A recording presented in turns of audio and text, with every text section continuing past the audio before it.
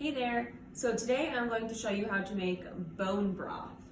Bone broth is a really pretty easy method for having your own homemade broth, which is really a nutrient-dense food to have around, and it's also the base of a lot of really tasty soups and sauces. So it's just great to have in your freezer or your fridge, wherever you're going to keep it. So let's get to this. First things first is you're going to need some bones.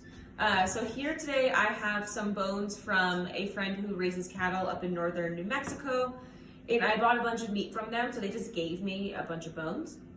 The best thing you can do is find a local place that has whatever animal bones you want to use, and you can use beef, pork, chicken, elk, really any animal that you want. Of course, you're gonna get that flavor in the broth. If you wanna get that really nice kind of like thick gelatin-like substance to your broth, a kind of like way to make it sure that'll happen is to use chicken feet.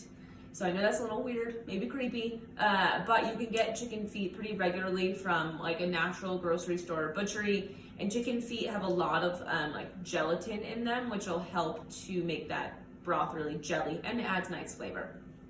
So chicken feet. Today I'm just using beef here. You can use a mix of bones as well. So my bones are pretty large, right? And I just gave them a rinse under water. That'll just let get off any like extra blood that would be there. And then preheat your oven to 425. And now we're going to rub some oil on them. Throw them in the oven for 15 minutes, give them a turn and another 15 minutes.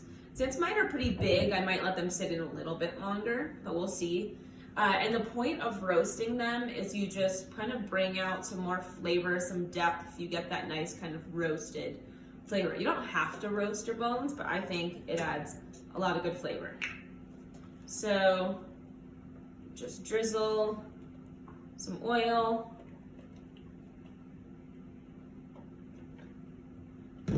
And just gonna make sure that oil gets on everything. Your bones at the grocery store or wherever you get them likely will not be this big. These are abnormally large bones. Okay, these are going in the oven. All right, so our bones have been roasting. Look at how nice and kind of brown they are. It looks nice and roasty. This is what we want. So you just want to place your bones into a pot. Woo! These bones are heavy.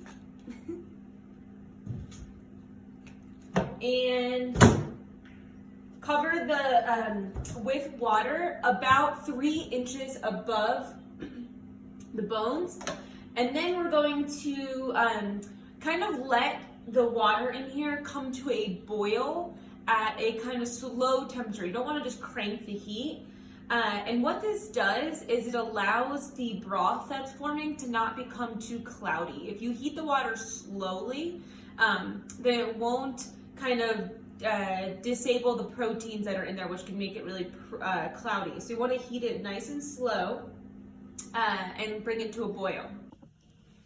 Okay, so I let it come up to a boil. It took a while because my pot is so large. And you'll see what happens is, call this taking the scum off. This is, you just want to take this out because if you don't, it can really cloud your broth. And we want a nice clear broth. If you don't really care about having a clear broth, then you don't have to do this step. But it does make for a clearer broth. And just kind of keep an eye on the stock. You might need to do this a couple of times and just kind of come back and keep scumming it off. You can use a little strainer spoon, like a sieve. I've got just a regular spoon. That works too, so don't worry about it too much. All right, and now we're gonna add some extra flavoring to our broth. I like to keep the flavors pretty simple because I like to flavor the broth later on when I go to cook with it. So I have an onion cut up, just one yellow onion, and I keep the skins on because I think they add some nice color to the broth. I've got some bay leaves, just a couple bay leaves, and then I like to add some black peppercorn, about like a tablespoon or so of black peppercorns, and that is it. And now we just want to leave it on a low heat for, these bones are really large. So for bone broth, you can go for about, 24 hours, even 36 hours. For something like chicken, you can go for like 6 to 12. So kind of, it's a range of how big your bones are. And I decided to add one more thing. This is kombu, which is a dry type of seaweed, and it comes in these like strips like so, and I'm just gonna add one strip in there. This is gonna add some really nice minerals, just make it even more nutrient dense. Some people like to add carrots and celery into their stock. I kind of don't like the sweetness it adds. I want it to be super savory. So this is pretty much what I'm adding, and I'll just let it kind of do its thing now.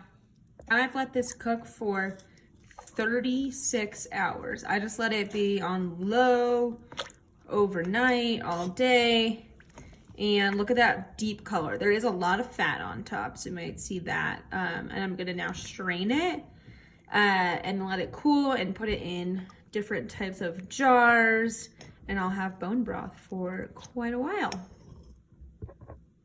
And one last thing I forgot to mention, there will be fat in your broth, and sometimes you don't want all that fattiness. What you can do, I just put my whole big container after I strain the bones out and everything else into a stock pot, and I put this in the fridge, and then the fat layer will come to the top.